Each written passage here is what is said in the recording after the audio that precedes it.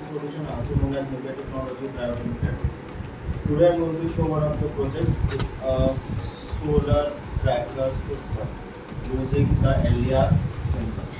So this is the project model of solar tracker system. We use east and west. You can use any direction, east, west, north and south. So as you see, this is the solar panel we attach with the motor. This is the two sensors, LDR sensor.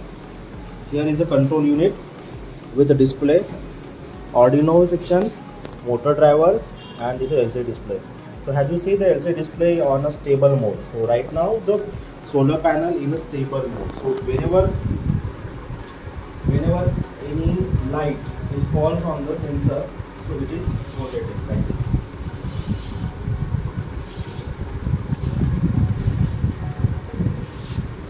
So it is rotating like this.